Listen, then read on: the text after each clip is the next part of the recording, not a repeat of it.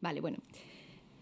Bueno, señor Bertín Osborne, don Alejandro Sáez Ripoll, notario de Sabadell, y ahora nos acompañarán don Antonio José Muñoz Navarro, que es registrador de la propiedad número 2 de Sabadell, y don José Ignacio Ocio Martínez de la Puente, que es abogado del Estado. Asistentes, amigos, bienvenidos a estas jornadas sobre la ley de la segunda oportunidad, que inaugura hoy Repara tu deuda bajo el título Una nueva vida es posible con la ley de la segunda oportunidad. Si no estoy equivocada, es la primera vez que se celebran estas jornadas sobre la ley de la segunda oportunidad, donde se han tenido en cuenta modelos, datos concretos y reales, análisis de los procesos de la ley, efectividad de la misma, repercusión económica y social, así como también aspectos sobre fiscalidad y patrimonio.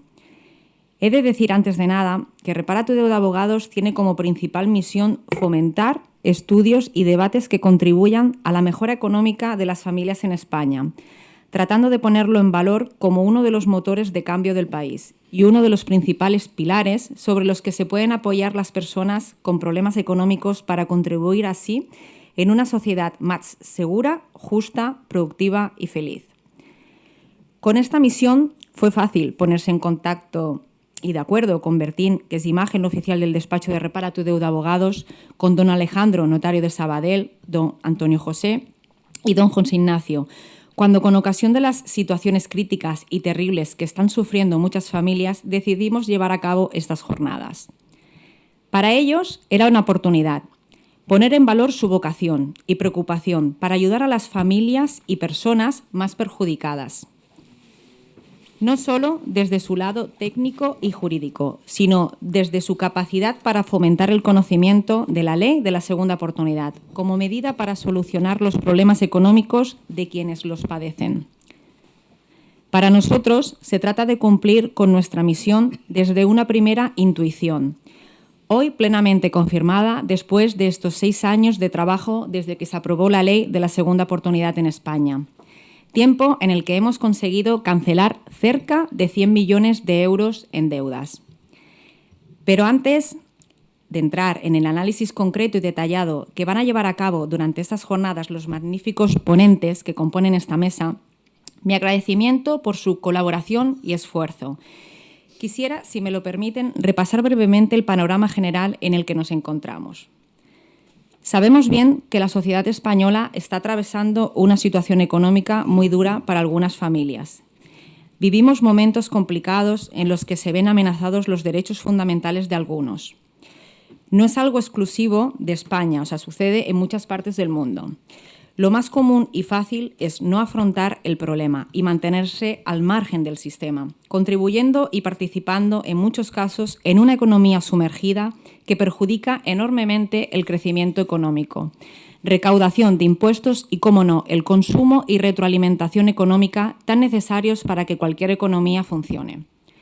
Lo difícil, pero es lo que hay que hacer, es reconocer el fracaso y acogerse a la ley de la segunda oportunidad, sin miedos ni temores.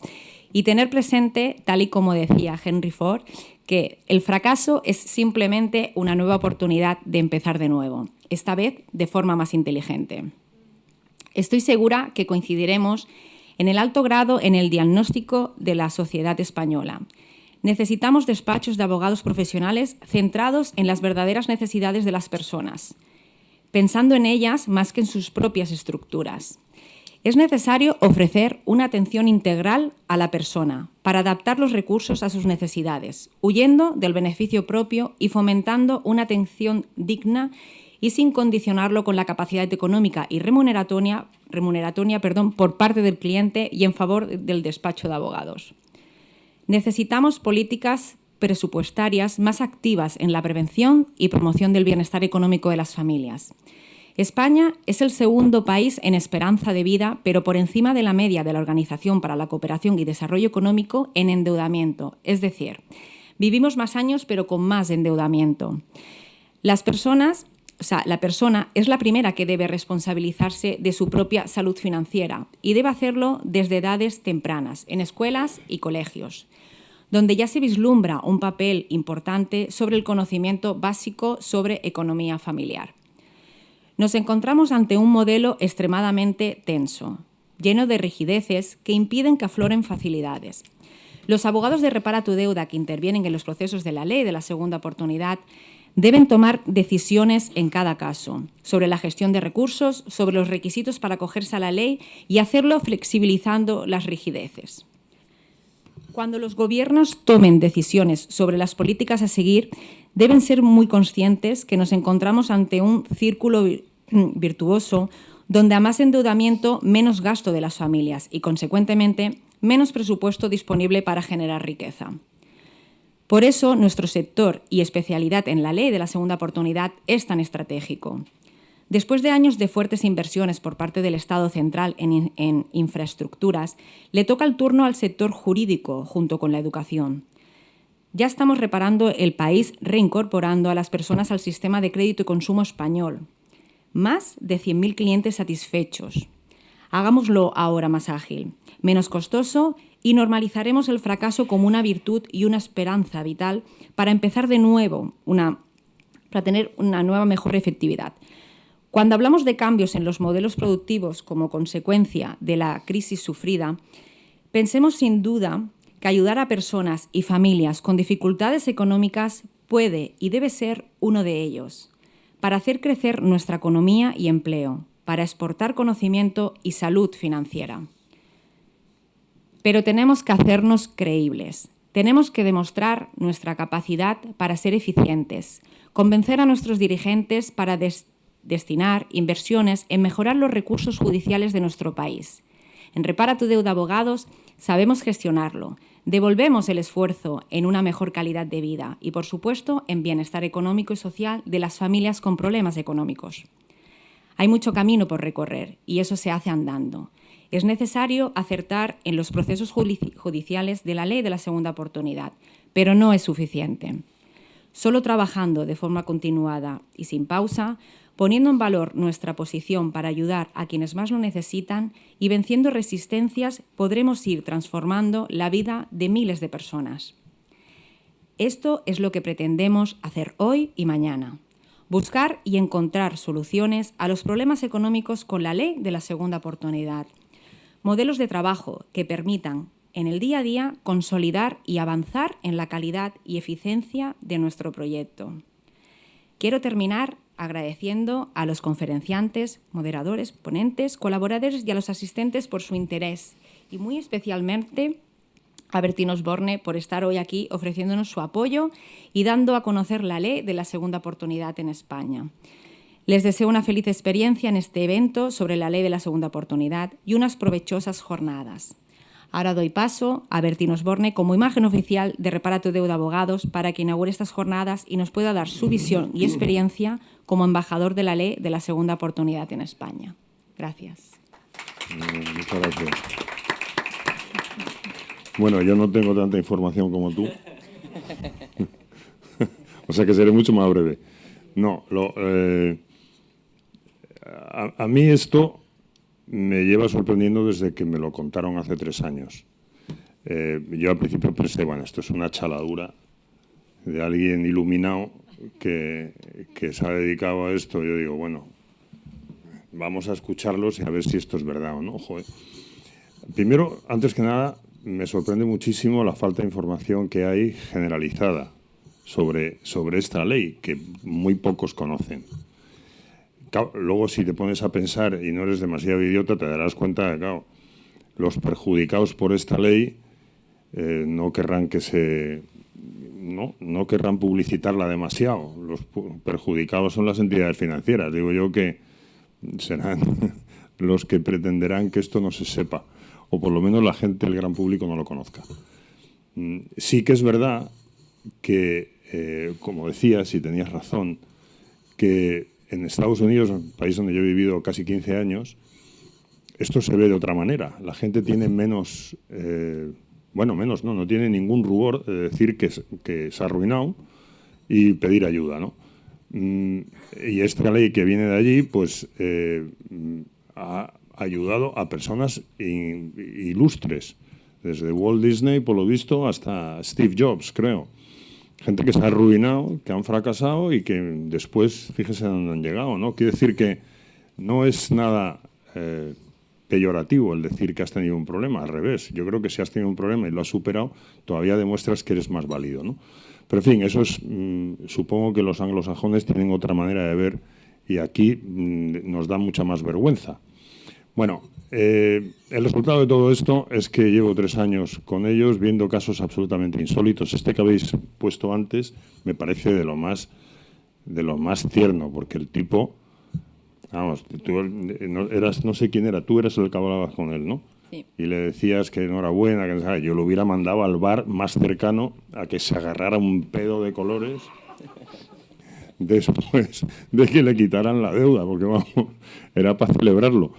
Y bueno, que esto, yo creo que yo me he empeñado en que esto se sepa y la verdad es que creo que hay tantísima gente en una situación como la nuestra, además ahora, después de una crisis tremenda del 2008 y ahora la pandemia y tal, o sea, que aquí recibáis 3.000 llamadas de teléfono diarias, también te explicas el por qué hay tantísima gente pegada a los teléfonos ahí arriba, que yo ayer me quedé asombrado.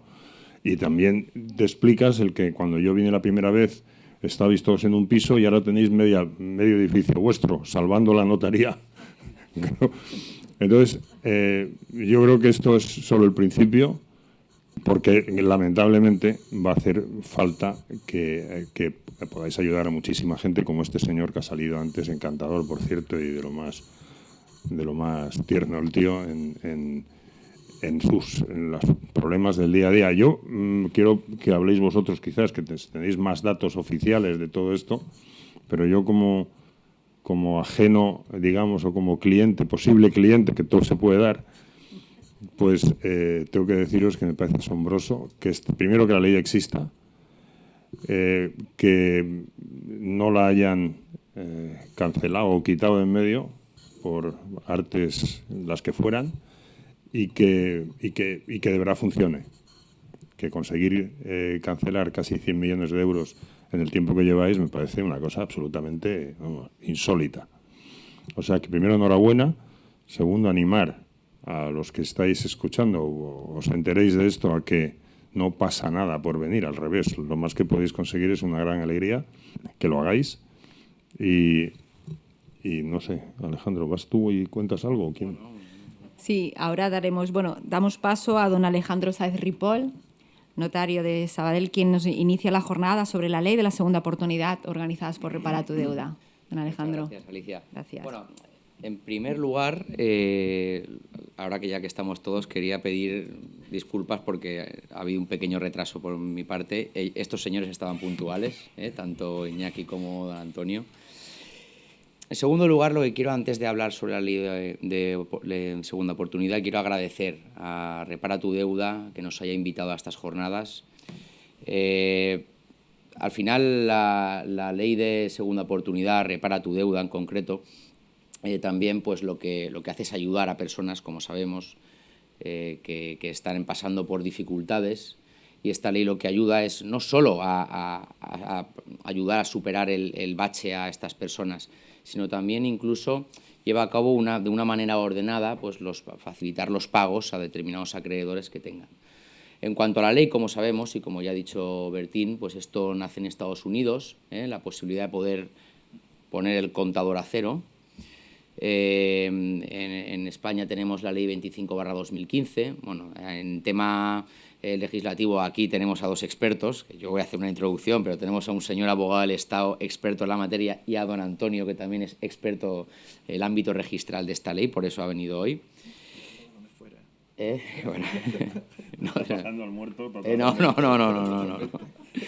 Bueno, como sabemos, la ley tiene unos requisitos. Evidentemente, no todo el mundo puede beneficiarse de la ley de segunda oportunidad. No todo el mundo puede coger y quitarse las deudas. Tienen que haber unos requisitos. Como sabemos, sin ir tampoco a aspectos muy técnicos, pues tenemos un artículo en el Código Civil, en el que es el 1911, en el que dice que el deudor responderá del cumplimiento de sus deudas con los bienes presentes y futuros, ¿no?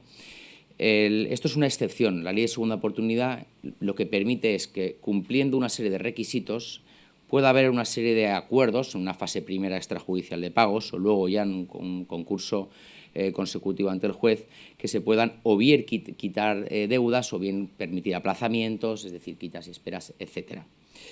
Evidentemente, como hemos dicho, hay que cumplir unos requisitos para poder beneficiarse de esta ley. ¿Cómo son? Pues evidentemente que haya una situación de insolvencia aprobada. Tiene que haber, además, una característica esencial, que es que se esté una insolvencia no culpable. Ya sabemos, como dice la ley concursal, que califica los concursos, bien sean culpables o no culpables. Luego, evidentemente, se tiene que justificar esa insolvencia, no mentir en esa documentación que se presenta. Por otro lado, pues otro requisito es no haber sido condenado por delitos socioeconómicos en este ámbito en los últimos 10 años. Además, también se requiere, evidentemente, dentro de ese requisito de la buena fe, que haya una intención o haya habido una intención por parte del deudor de haber llegado a acuerdos con los acreedores. También haber satisfecho, ¿no? Pues no se incluirían protegidos los créditos denominados ni contra la masa ni privilegiados, sobre los privilegiados que son, por ejemplo, los hipotecarios, que don Antonio nos hará luego una explicación. Y luego hay una característica, también hay una novedad, y es que hasta hace no mucho no se podía hacer esas quitas respecto de las deudas que eran contra la Administración. No obstante, aquí tenemos una sentencia del Tribunal Supremo de 2019, de julio de 2019, si no me equivoco, ¿verdad, Antonio? La sentencia del Tribunal Supremo que ayer me comentó, y es verdad que ahora sí que se pueden hasta el 70% quitar esas deudas con la Administración. Las administraciones públicas. Eso no lo sabía yo. ¿Qué te parece, Bertín? Pero me parece de la pera, macho. Claro. Verás tú la agencia tributaria, verás tú lo que va a liar. También. Ya te lo sacará por otro lado.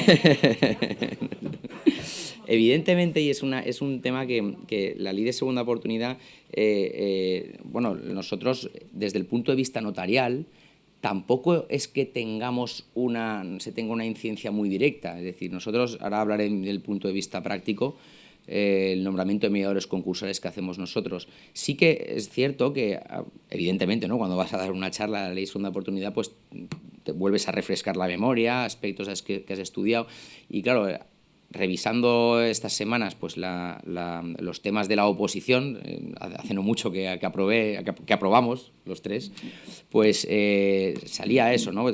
Salían los requisitos, salían las condiciones para poder beneficiarte, y claro, evidentemente pues habían algunas pues que eran lógicas, ¿no? Pues por ejemplo, no haber rechazado ofertas de trabajo, no puedo ya acogerme a esta ley para no pagar, y luego sin embargo que esté rechazando ofertas de trabajo, con lo cual, bueno, pues esto es lógico.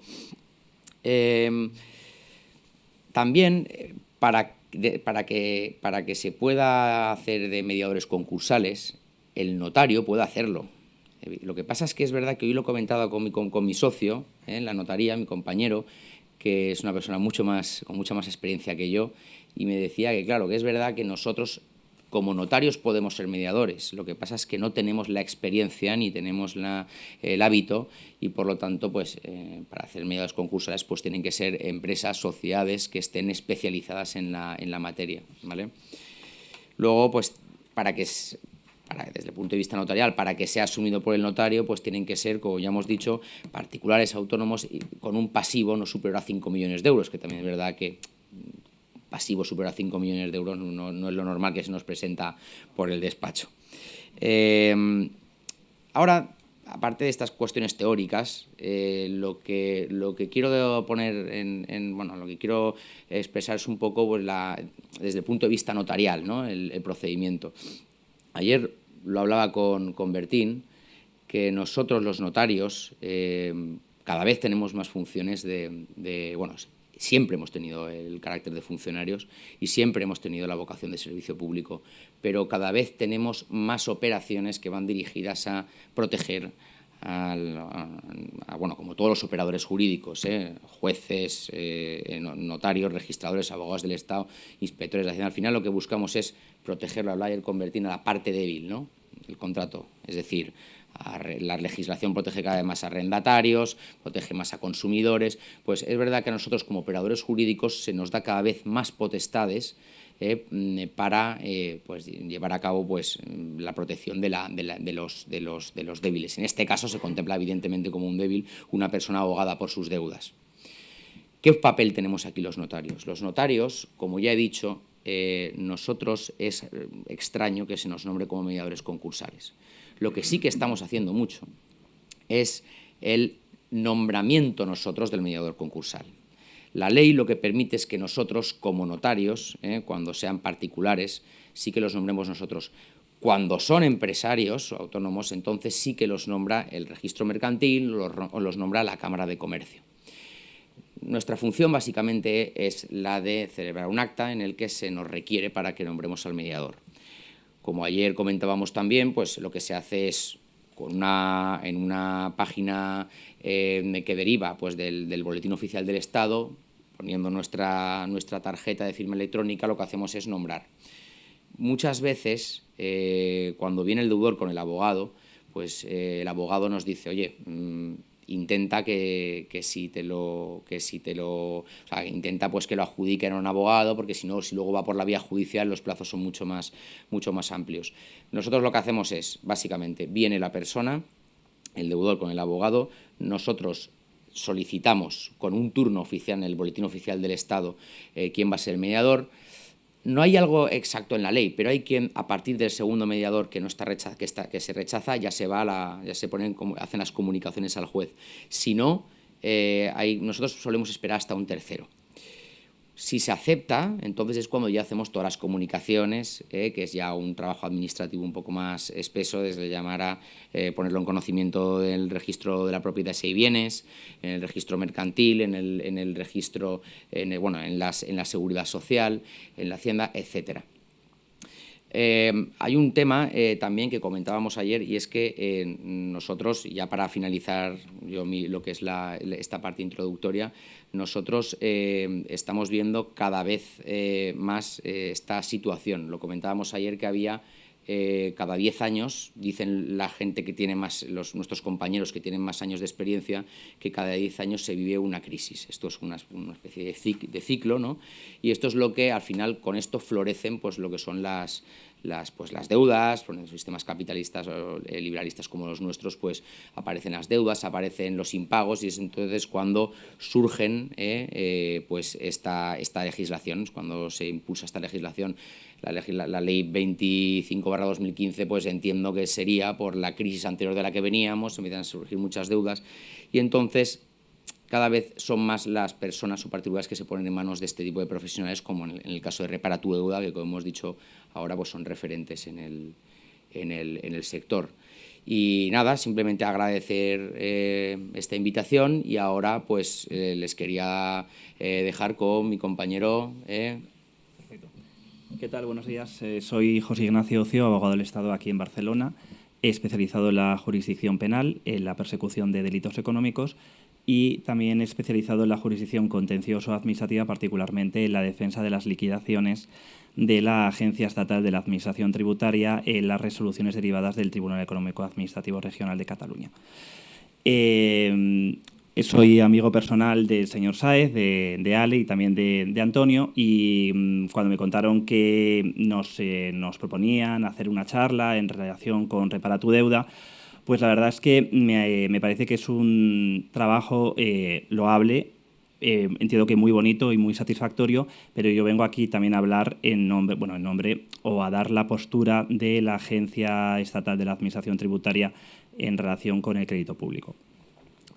Efectivamente, la existencia de una ley de segunda oportunidad en España es reciente. Era una anomalía en derecho comparado que España no tuviese una ley capaz de poner el contador a cero en cuanto a las deudas de los particulares. Que no existiese esa ley era algo pues inaudito en Europa. Yo, en lo personal, estoy de acuerdo, y además he escuchado unas palabras de Alicia de que obligar a las personas a comulgar con un San Benito de tener que cargar perpetuamente con unas deudas que no van a poder ser pagadas, no van a poder ser cumplidas, es antieconómico y me parece inmoral. Entonces, hay que articular algún sistema, y esta es la ley de segunda oportunidad que actualmente se encuentra recogida en la ley concursal, el Real Decreto Legislativo 1/2020, hay que articular algún sistema para permitir a estas personas físicas, solo personas de carne y hueso, Allen, yo, Bertín, no personas jurídicas, no empresas ni sociedades, poder, de alguna manera ordenada, poder desligarse de estas deudas. En lo personal, yo considero que es una ley correcta, pero es cierto que es una ley que se ha quedado como consecuencia del tiempo un poco desdibujada, porque las tendencias, sobre todo las tendencias de la Agencia Estatal de la Administración Tributaria es, evidentemente, como cualquier acreedor, en defender a muerte sus créditos y, evidentemente, no pasar ninguna.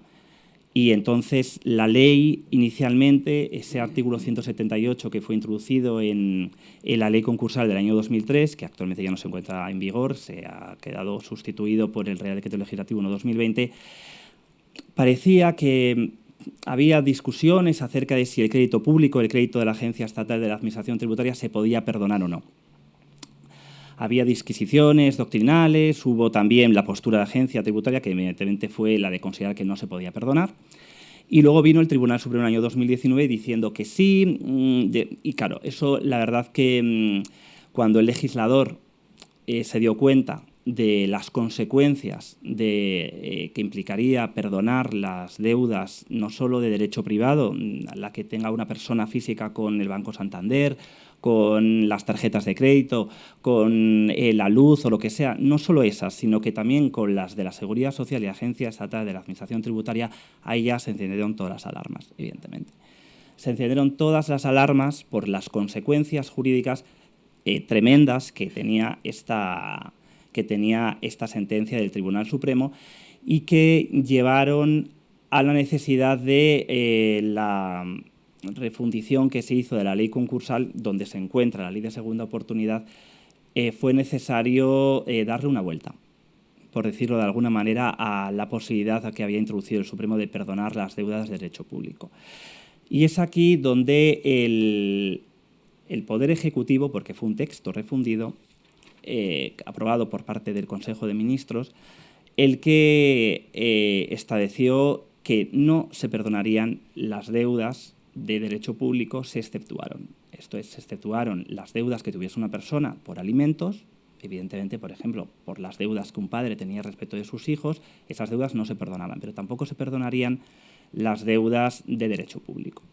Claro, esto supuso enmendar la plana al Tribunal Supremo, que había dictado en una sentencia del año anterior que se podían perdonar, pero claro, era por las consecuencias presupuestarias, económicas extraordinarias que daban y por el mensaje que se emitía a los contribuyentes de que las deudas se podían perdonar. Evidentemente, las deudas de derecho público que se pudieran perdonar. Evidentemente, como ha dicho Ale, hay una serie de condiciones para que una persona física se pueda acoger, y es que no haya sido condenado por un delito contra la hacienda pública. Es aquí donde entra la agencia tributaria con su actuación. Claro, si a la agencia tributaria le impones la posibilidad de que pueda perder un crédito de derecho público, lo que va a hacer es, evidentemente, intentar utilizar estos artículos que prevé la ley concursal para evitar que esta persona pueda acogerse a esta posibilidad. Y, evidentemente, por ejemplo, la posibilidad de interponer una querella por un delito contra la hacienda pública se encuentra ahí. Si la cuota de fraude es de más de 120.000, evidentemente estás incentivando que se persigan penalmente a estas personas, porque si se le ha perseguido penalmente, se impide al juez de lo mercantil la posibilidad de que esta persona se pueda acoger al beneficio de la segunda oportunidad, porque lo dice la ley. Lo dice la ley concursal, que se suspende el procedimiento mientras se encuentre un proceso de investigación penal esa persona física. Entonces, claro, se le está dando como un incentivo a la agencia tributaria que me parece muy perverso, y, por lo tanto, que no se perdonen los créditos de derecho público puede dar lugar a esta posibilidad por parte de la agencia. Igualmente, el hecho de que, generalmente, cuando una persona se encuentra en una situación de insolvencia, tiende a proteger su patrimonio, tiende a intentar no ponerlo a buen recaudo. Esto es un delito también. Esto es un delito de lo que anteriormente se conocía como alzamiento de bienes. Un delito de alzamiento de bienes, ahora frustración de la ejecución. Claro, la gente cuando le van a quitar todo y cuando le van a quitar su casa, le van a quitar todo, evidentemente es humanamente comprensible, luego aún así constituye un delito y las administraciones públicas están obligadas a perseguirlo, pero tiende a poner la casa a nombre de la mujer, tiende a intentar de alguna manera despatrimonializarse para que no se lo quiten todo. Es una situación desesperada y entonces pues la gente lo suele hacer. Entonces, evidentemente, también esto es un delito de los que impiden a esa persona acogerse a la ley de segunda oportunidad. Igualmente, si a la agencia tributaria se le quita la posibilidad de exigir el crédito público porque se le perdonaría, habría este incentivo a también iniciar toda una batería de procedimientos relacionados con el lanzamiento de bienes y acusar a las personas que han realizado esto, que podrían acogerse a la ley de segunda oportunidad, para paralizar esta posibilidad, lo de acusarles de los delitos de lanzamiento de bienes o realizar una investigación muy puntillosa, muy detallista sobre estas personas. Una situación, evidentemente, que sería pues, no solo desagradable, sino para estas personas que se encuentran en esta situación, pues la verdad, pues ahondar en la pena, ahondar en la situación extrema en la que se encuentran. Es por eso que el legislador tiene esa dicotomía entre perdonamos el crédito público, como nos dice el Tribunal Supremo, o cumplimos también el mandato constitucional del artículo 31 de la Constitución, cuando señala que todos tienen la obligación de contribuir al sostenimiento de los gastos públicos. Y, por tanto, hay una tendencia natural de la Agencia Estatal de la Administración Tributaria y, en general, de todas las administraciones públicas a luchar por la defensa de los créditos públicos y que no se emita un mensaje a la sociedad de que los créditos públicos se pueden perdonar o de que el pago a la seguridad social es bueno, de aquella manera, te lo podemos perdonar, a un acuerdo extrajudicial. Con la Agencia Estatal de la Administración Tributaria los acuerdos extrajudiciales no funcionan y no valen. No valen porque lo prohíbe la ley. Nosotros no podemos entrar a discutir cuánto le podemos perdonar a una persona, por muy en riesgo o por muy extrema que sea su situación. No somos acreedores de derecho privado, somos acreedores de derecho público. La Ley General Presupuestaria nos prohíbe transigir, discutir, perdonar cantidades, condonar, nos lo prohíbe la ley. La Ley General Presupuestaria es extremadamente rigurosa en señalar que solo por, fíjense lo que les voy a decir, solo por un Real Decreto del Consejo de Ministros, la Agencia Estatal de la Administración Tributaria puede transigir judicial o extrajudicialmente sobre créditos de derecho público. Es extremadamente exigente el legislador, extremando la protección del crédito público. Pues bien, sentado esto, por lo tanto, la Agencia Estatal de la Administración Tributaria va a intentar proteger su crédito al máximo. Entonces, actualmente hay juzgados en lo mercantil que están diciendo que pese a que este nuevo texto refundido donde se incorpora la ley de segunda oportunidad ha mencionado o ha introducido que se pueden perdonar todo menos los créditos de derecho público, los juzgados de lo mercantil están intentando darle la vuelta, diciendo que el Consejo de Ministros en este texto refundido se excedió, que no era una labor solo de armonizar, de refundir, sino que fue muchísimo más allá, que se saltó en realidad lo que decía la ley concursal anterior, y los juzgados de lo mercantil, particularmente los de Barcelona, han entendido que este nuevo texto refundido hay que omitir la parte cuando dice que se exceptúa los créditos de derecho público, que eso no hay que tenerlo en cuenta, que se pueden seguir perdonando. Claro, la postura de la Abogacía del Estado y la Agencia Estatal de la Administración Tributaria no puede ser más que defender que el tenor literal de la ley es la de que no se pueden perdonar. Y, por lo tanto, yo auguro que la postura y la Agencia Estatal de la Administración Tributaria no tenderán a oponerse, cuando sean llamados como acreedores, a que se pueda perdonar a estas personas físicas, que yo en lo personal alabo la postura, alabo el trabajo de reparar tu deuda, pero claro, también hay que cumplir ese mandato constitucional del artículo 31, cuando dice todos los españoles, todos los ciudadanos tienen que contribuir al sostenimiento de los gastos públicos y no puede introducirse excepciones de que de repente un crédito público se pueda perdonar. Entonces, yo auguro que la batalla por parte de los abogados que se encuentran en la defensa de estas personas físicas, pues será la de defender que sí que se pueda perdonar, que hubo unos excesos en la elaboración del texto refundido, que el Consejo de Ministros o la comisión delegada que aprobó el texto refundido se excedió al refundir, y la postura de la Agencia Estatal de la Administración Tributaria será, por el contrario, sostener que hay que respetar el tenor literal de la ley. ¿Te puedo hacer una pregunta? Perdona. Sí. Esto que estás diciendo, entonces, iría en contra de lo que el Tribunal Supremo... Sí, claro, porque, a ver, yo esto lo voy a decir con unas palabras un poco gruesas, pero zapatero a tus zapatos. El Tribunal Supremo puede dedicarse a interpretar una ley, pero no puede crear ley. El legislador puede decir, oye, la postura que ha interpretado el Tribunal Supremo conforme a la ley anterior, no estamos de acuerdo con esa postura que ha alcanzado el Tribunal Supremo, y como el Tribunal Supremo no es legislador, viene el legislador después, las Cortes Generales, el Congreso de los Diputados y el Senado, y dicen, oye, vamos a crear una nueva ley que diga expresamente que lo que ha interpretado el Tribunal Supremo no es así y que debe introducirse la excepción de que en ningún caso se podrán perdonar los créditos de derecho público, los créditos de la Agencia Estatal de la Administración Tributaria, porque el Tribunal Supremo interpreta, pero no legisla. Hay que separar los poderes. O sea que estamos jodidos. En resumen. Claro, O vamos a estarlo.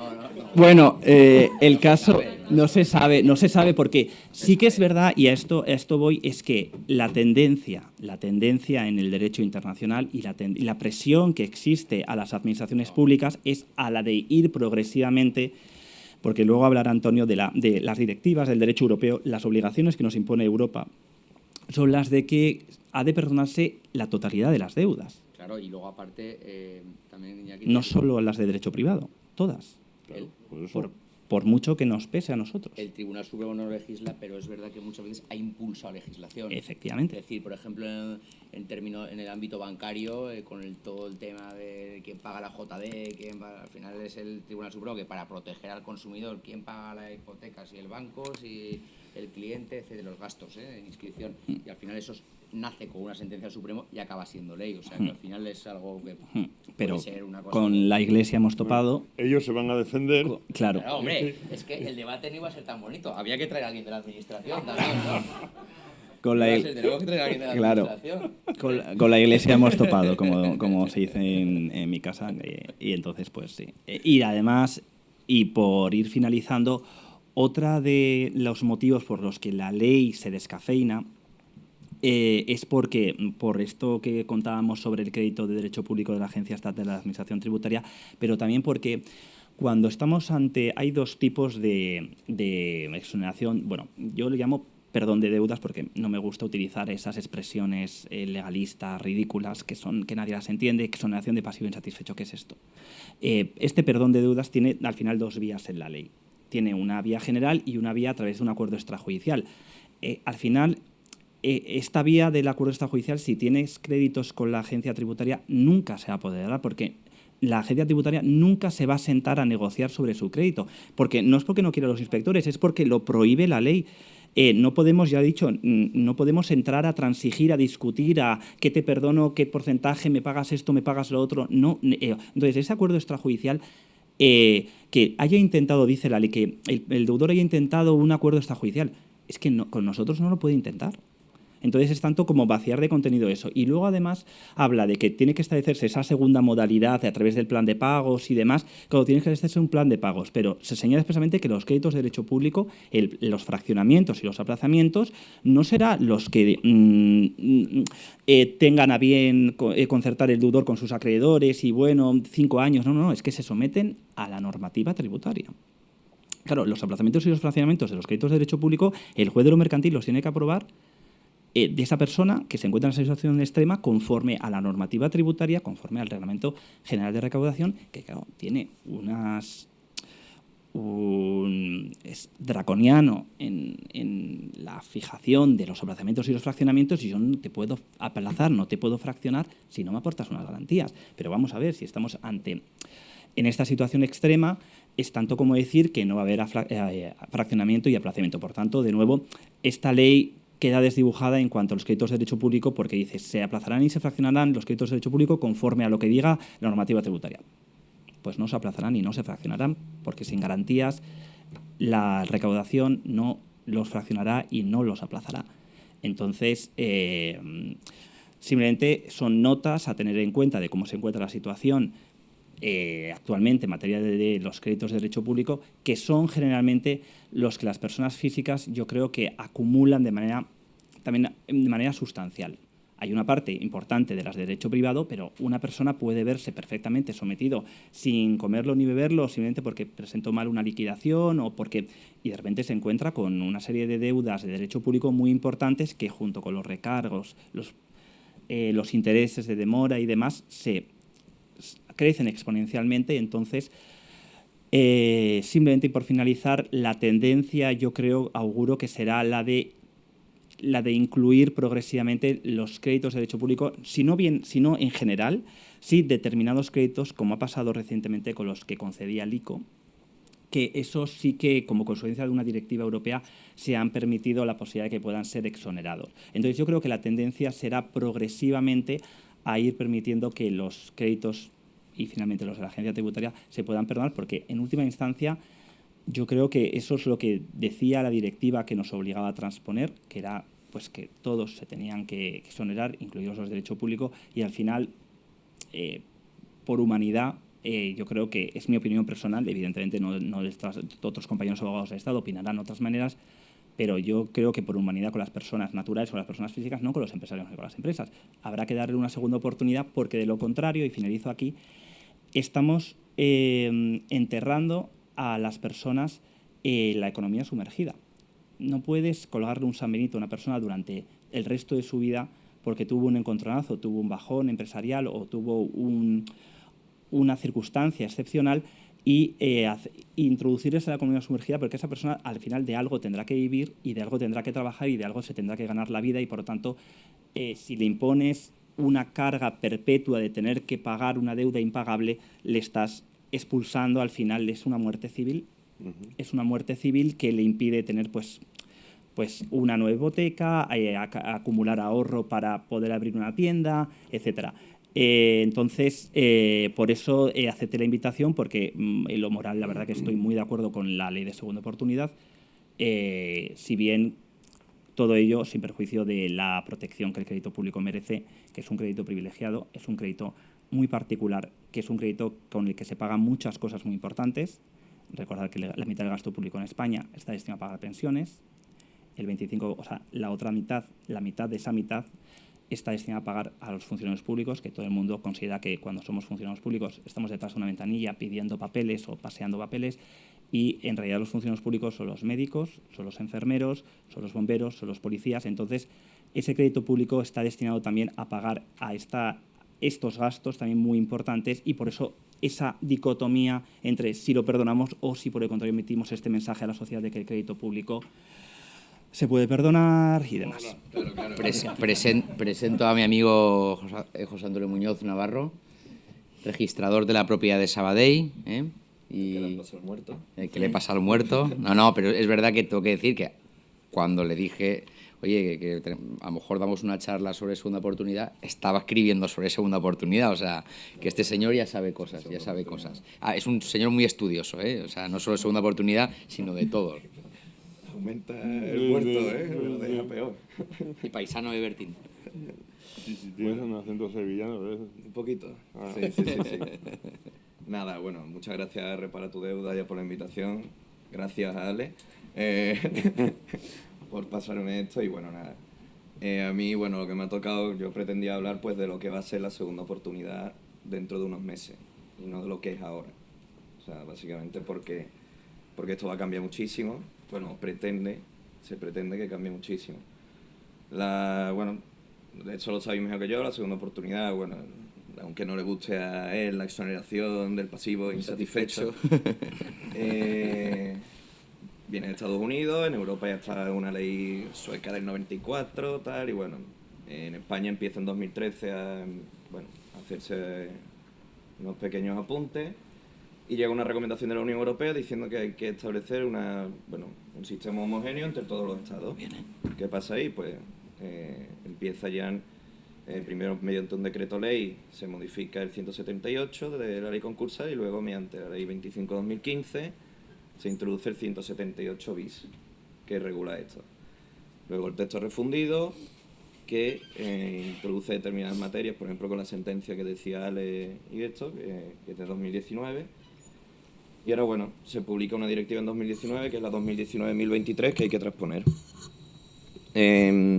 Gracias. Por lo que tengo entendido, por lo que he estado leyendo, lo que es el mecanismo de segunda oportunidad no se daba aquí por determinadas circunstancias. Una, porque era necesario alcanzar un acuerdo extrajudicial de pago antes de solicitar el beneficio de la segunda oportunidad. ¿Qué pasa? Que el acuerdo extrajudicial de pago, bueno, por ejemplo, los que tuviesen un pasivo mayor de 5 millones no podían acceder, que de todas maneras eso se flexibilizó también por interpretación del Supremo, pero también porque, claro, se intentaba nombrar un mediador y el mediador decía que ni de coña iba a aceptar, porque es que no va a pagar, o sea, no va a cobrar.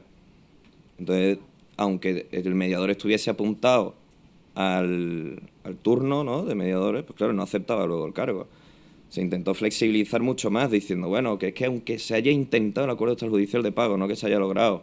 ¿Cuándo se entiende esto? Bueno, cuando se ha intentado contactar con el mediador y lo ha rechazado.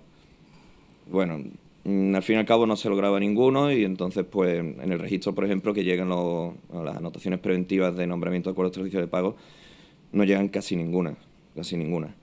Entonces, bueno, yo leía, por ejemplo, que uno de los métodos sería establecer como un turno de oficio, que se establece para los abogados, una cantidad económica para los mediadores, pues así que tuviesen garantizada una cantidad.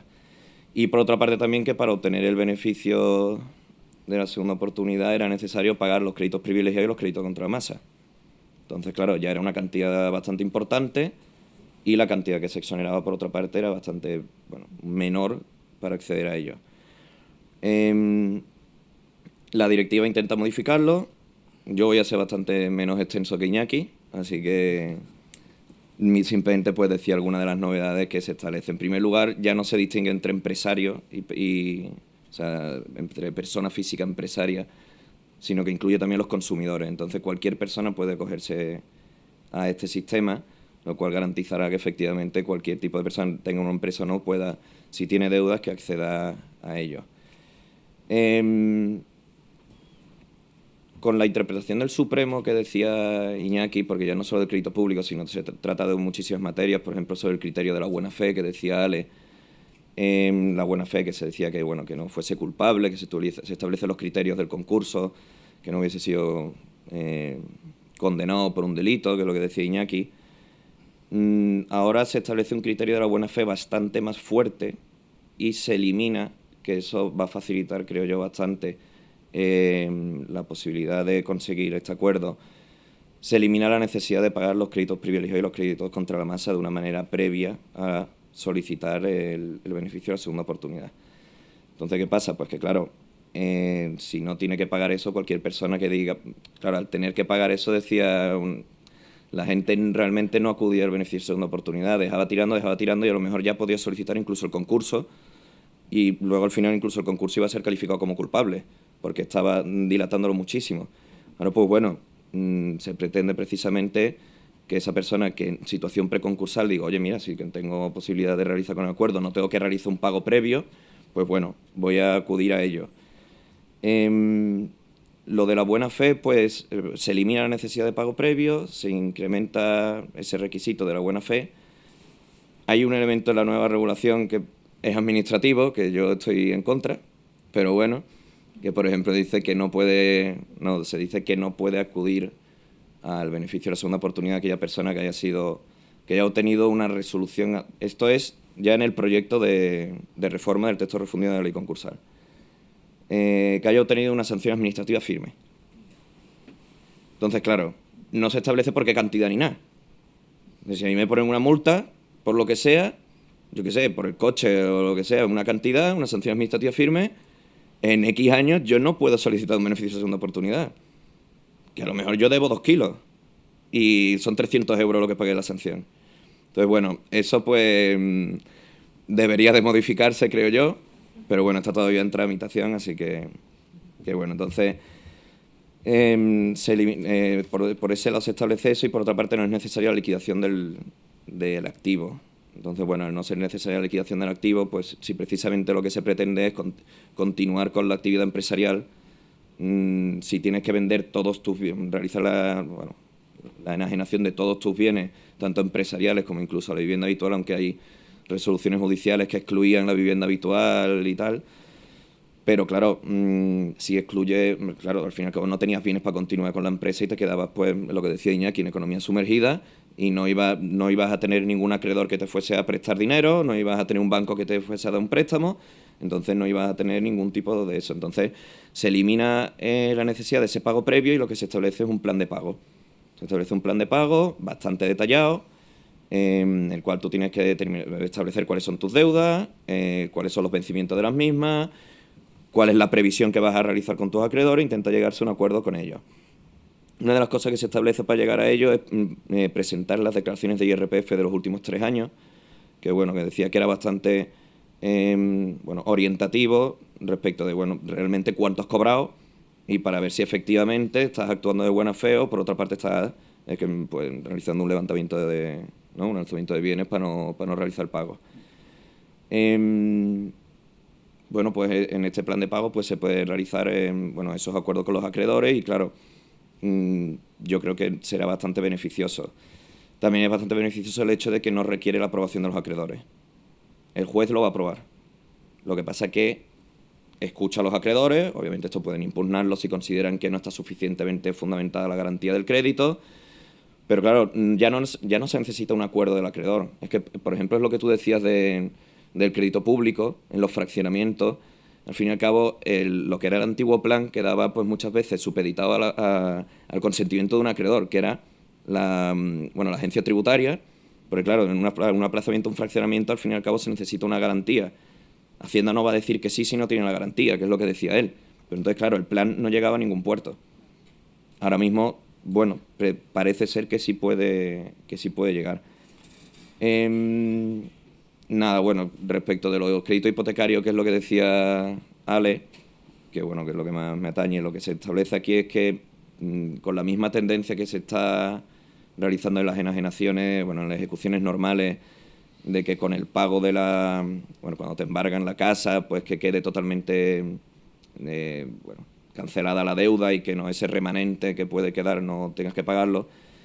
Lo que se pretende con en la transposición de la directiva es precisamente que al ejecutar el crédito privilegiado, ¿no?, especial, que sería en este caso con el hipotecario, lo que quede remanente quede exonerado.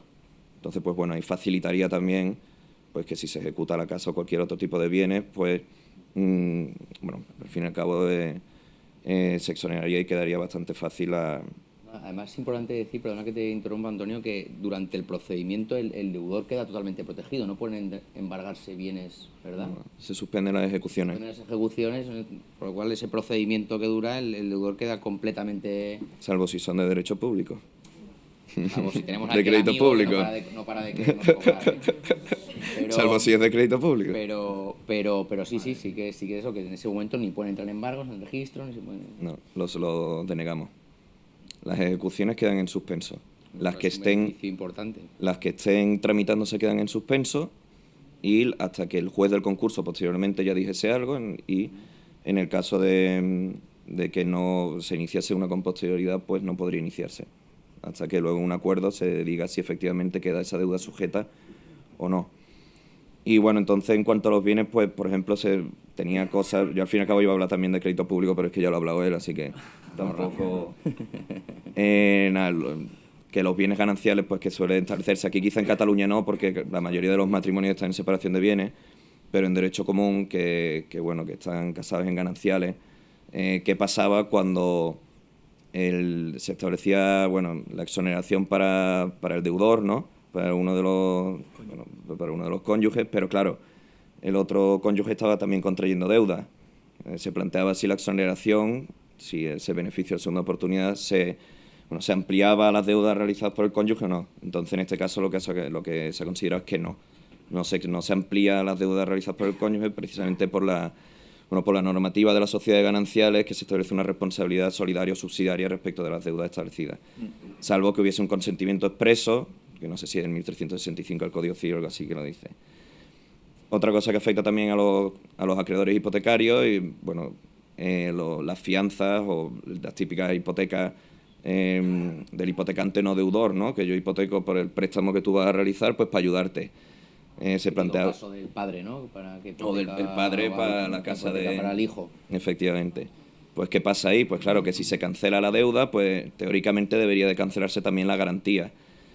Se considera que no se va a cancelar la garantía, se puede accionar contra el fiador, contra el avalista, contra el hipotecante, pero únicamente por la cantidad que debiese el deudor, no por la totalidad de la deuda. Es decir, si se exonera una determinada parte y únicamente debería de pagar por X, pues únicamente por esa parte X, no por otra. Y bueno, respecto de lo del crédito público, pues bueno, es lo que, en primer lugar, yo creo que la interpretación del Supremo sí puede ser válida, porque ellos no dicen que quede totalmente exonerado el crédito público, dicen que quede exonerado los créditos ordinarios y los subordinados. Los que estén garantizados, los que tengan privilegio especial, sí. Entonces, bueno, ahí ya estás pagando una cantidad importante de lo que serían de lo que sería crédito público, tanto laboral como respecto de Hacienda. Luego, efectivamente, los juzgados de Barcelona y otros más decían que se había extralimitado el Supremo, y claro, aplicaban una doctrina constitucional que permitía a los juzgados directamente no aplicar el nuevo texto refundido. Y ahora sale la directiva. La directiva no dice que quede exonerado el crédito público. Por ejemplo, en la suspensión de las ejecuciones sí habla expresamente de la posibilidad de que quede excluido el crédito público, de que, por ejemplo, cuando te vayan a embargar un bien, si es por una deuda de Hacienda, pues que quedase paralizado y no siguiese. Pero también el texto refundido ha optado por no tenerlo en cuenta, y en la nueva, el texto refundido, no, el proyecto, perdón, de reforma del texto refundido, y considera que pueden seguir las ejecuciones. En este caso, la comisión que redactó el proyecto consideró que debía de quedar totalmente excluido, o sea, el crédito público debería quedar también exonerado. Pero luego, claro, eso pasa al gobierno, y el gobierno ha dicho que no.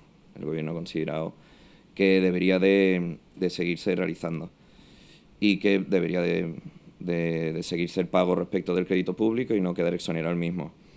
¿Qué pasa? Que es lo que decía esto, que eso va a dar lugar a economía sumergida, eso da lugar a que muchísimos ni acuerdos extrajudiciales ni, por otra parte, supuestos de segunda oportunidad lleguen a buen puerto, porque creo que han establecido ahora la posibilidad de quitarte 1.000 euros.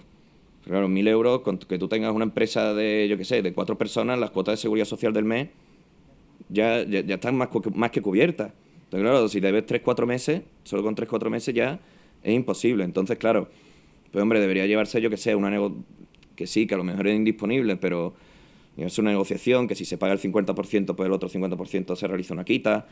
Claro, no lo sé, o que si se paga un 65%, pues el otro, que al fin y al cabo ya sería una cantidad importante. Pero entonces yo creo que eso debería de modificarse, y también es verdad que ningún autor que yo haya leído diga que no tenga que modificarse eso, sino que, salvo Iñaki, todos los que he escuchado dicen que debería de eliminarse. Ya le hemos avisado que iba a salir de aquí. Tiene que defender su... Yo fíjate una cosa que pese a lo que comentáis, ¿no? del proyecto, yo creo, claro, lo que he hablado yo al inicio, que puede ser que ahora pues diga el gobierno, oye, mira, no se pueden perdonar los créditos de la administración, etcétera, pero yo creo que lo que he dicho al principio, que la tendencia al final es a favorecer al débil, ¿no? Y al final todas las eso que has dicho, Antonio, he escuchado que en el proyecto no habría esa protección y que del consumidor, o sea, perdón, del particular, y para que se frenen los embargos. En el nuevo proyecto, dices, no habría esa protección. Pero caso de crédito público solo. Solo en caso de crédito público, vale. Bueno, yo en general, aunque sea crédito público, yo veo que la tendencia es todo lo contrario, a proteger al débil, ¿no? Y a proteger a los consumidores y a proteger a los particulares endeudados. Entonces, yo por eso no sé lo que pasará, si al final se cumplirá lo que dice Iñaki o no, pero sí que es verdad que... Si es una directriz europea, ¿no hay obligación de cumplirla? Claro, ese es el tema. Claro, el problema es que Europa no lo dice de una manera expresa, dice que se perdonarán todos. Claro, todos luego, sí, pero luego, claro, el gobierno interpreta como quiere. O sea, el diablo está en los detalles y entonces la ley de segunda oportunidad nació con muy buenas intenciones y quería ser como una ley muy radical en un primer momento, quería verdaderamente pues eso, ayudar a todas las personas que se encuentran en esta situación extrema de pues, deudas que no es completamente impagaderas. Pero claro, es que luego cuando intentas aterrizar la norma al caso en concreto y de repente te encuentras, a ver, ¿qué vamos a hacer con esta norma de perdonar las deudas con los créditos con la agencia tributaria? Entonces ahí la gente ya empieza ya, el gobierno, la agencia tributaria y demás, empieza a decir, oye, no, la mía es especial, mi deuda es muy especial. Entonces, todos los acreedores piensan que mi deuda es muy especial, que se perdonen todas, pero la mía no, porque la mía tiene una hipoteca.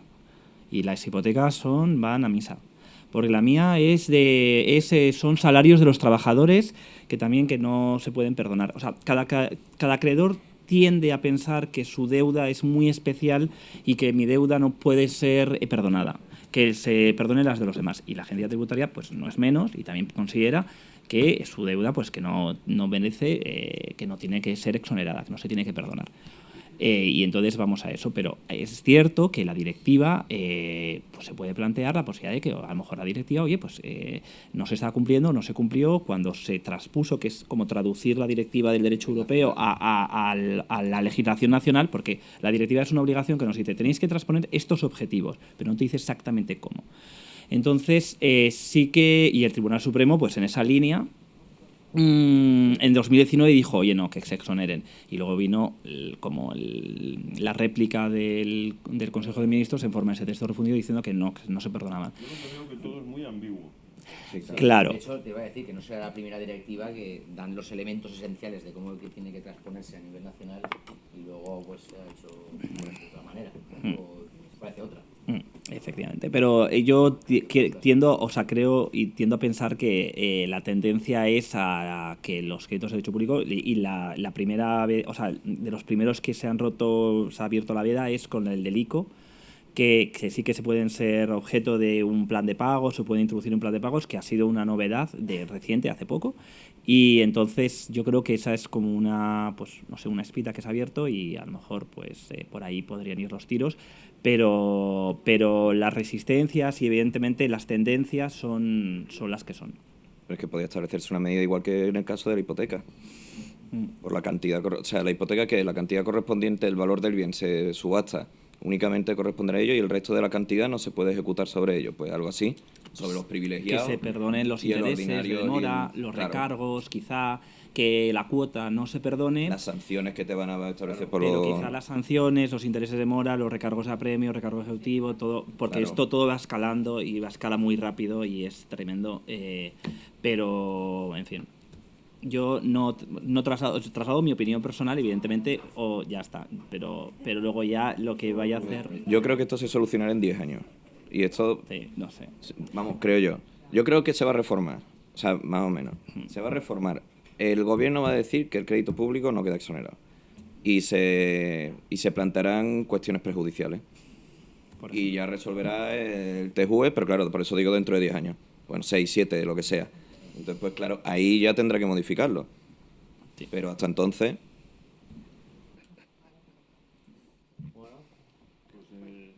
Muchas gracias. Muchísimas gracias a todos.